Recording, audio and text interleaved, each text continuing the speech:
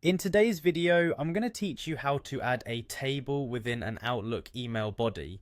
This is a fantastic skill to have, especially if you're looking to present data in a structured format directly within your email.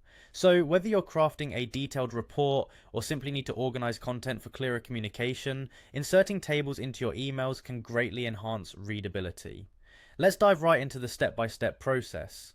First, you'll want to open Microsoft Outlook. If you haven't logged in yet, you can find the sign in button in the top right corner of the screen. After clicking this, you'll be prompted to enter your email and password, so go ahead and do that. Once you're logged in, you'll find yourself on the main dashboard where all the magic happens. Next, navigate to the top left corner of your screen and click on the New Mail button. This will open a fresh email window ready for you to begin composing. Right next to the New Mail button, you'll notice a small arrow icon. Clicking on this will open a new tab, giving you more space and flexibility to craft your email. Now with the new email window open, you're ready to insert a table. Look for the Insert tab, which sits among other utility tool icons. Clicking on it will reveal a drop-down menu with various options to insert elements like images, links, and importantly, tables. After clicking on Insert, it's time to choose how extensive you want your table to be.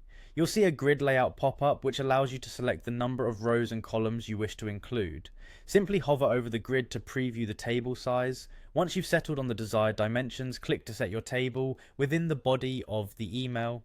And there you have it, your table is now part of your email. You can start filling it with data, adjusting the contents to suit your needs. A quick tip, but fitting the data into the table concisely can help keep the email neat and professional. Should you need to modify the table, just click on it and a new set of options will appear, allowing you to adjust cell sizes or even add more rows or columns if necessary. By following these simple steps, you've learned how to effectively insert tables into Outlook emails. This can be quite rewarding when you need to convey information clearly and efficiently.